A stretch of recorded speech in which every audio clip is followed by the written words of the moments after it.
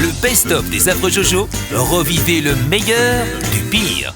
Nous allons passer au conte Oui. de Yan Yan.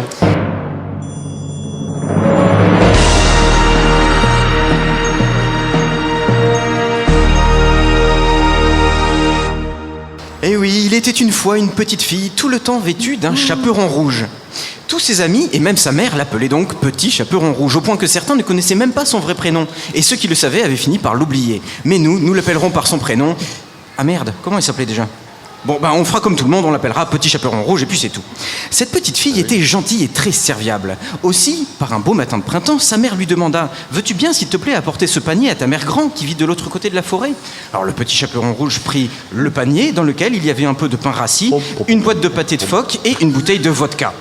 Vodka, oui, car la grand-maman était russe de naissance, polonaise d'adoption et alcoolique de confession. La petite fille chantonnait donc sur le sentier, là, le schtroumpf là, et trébucha sur une racine. Alors le genou légèrement écorché, elle décida de boire un petit gorgeon de vodka pour se redonner du cœur à l'ouvrage. Elle repartit de plus belle et arriva à une bifurcation. Elle hésita un moment, et ne sachant quel chemin prendre, elle s'envoyait un petit gorgeon de vodka pour se donner du cœur à l'ouvrage. Enfin décidée, elle opta pour le chemin de gauche, qui était un raccourci. Mais elle se vautra lamentablement en glissant sur un caillou. Elle but un autre gorgeon. Et c'est à ce moment que surgit un loup. Il lui adressa la parole et lui tint ce langage. « Oh, machine, t'as pas l'air dans ton assiette, ça va ?» Alors le Petit Chaperon Rouge, surprise par cette rencontre, dut à nouveau boire un petit gorgeon pour se remettre de ses émotions et dit ensuite au loup « Ouais, ça va impec. T'es plutôt cool pour un loup.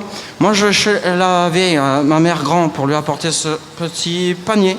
C'est la maison bleue de l'autre côté de la forêt, mais bon, alors je me suis vautré, là, mais j'y retourne. » Le loup répondit alors « Prends plutôt le chemin de droite, Petit Chaperon Rouge. »« Oh, tu connais comment que je m'appelle, dis donc. »« Oui, ce chemin est beaucoup moins caillouteux et plus pratique pour toi. »« Ok, tu dois t'avoir raison. » Et sans plus de raisonnement, le Petit Chaperon Rouge prit le chemin de droite, alors que le perfide loup prit celui de gauche.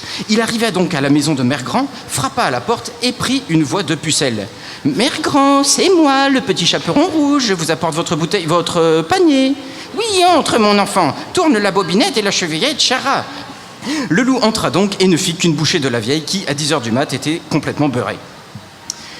Il prit ensuite une robe de chambre et un bonnet de nuit dans l'armoire, attendant patiemment l'arrivée de celle qui lui servirait de dessert. 3h30 plus tard, le Petit Chaperon Rouge frappa à la porte, tenant toujours à la main son panier, qui ne contenait plus que du pain rassis et un fond de boîte de pâté. Elle avait planqué le cadavre de la bouteille sous les fougères un peu avant d'arriver.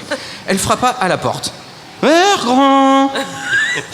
Grand, c'est moi, le ch'ti pâteron Georges. » Le loup prit sa voix de vieille pucelle et lui répondit « Entre, mon enfant, tire le truc et la chose, chéra. »« Je veux bien, mais j'arrive pas. Je trouve pas le schtrouvrillette. » Le loup ouvrit la porte et retourna se coucher aussi sec. Le Petit Chaperon Rouge entra en titubant et se mit à son chevet. « Oh, Mère Grand, comme t'as des grands yeux, des grandes oreilles et des grandes dents.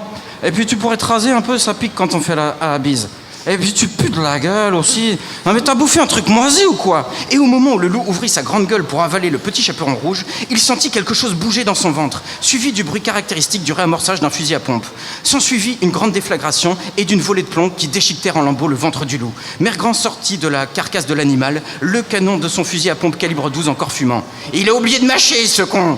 Quand t'avales une russe mi-polonaise, faut faire gaffe à l'indigestion. Enfoiré. Pteux. » Le Petit Chaperon Rouge sombra par la suite dans un coma éthylique dont elle ne se réveilla que 3h30 plus tard. C'était son 4e de la semaine, on était mardi. À 16 ans, elle rentra en cure de désintox et trouva la voie du Seigneur un an plus tard. Mère Grand, quant à elle, ne but plus jamais une seule goutte de vodka. Fin.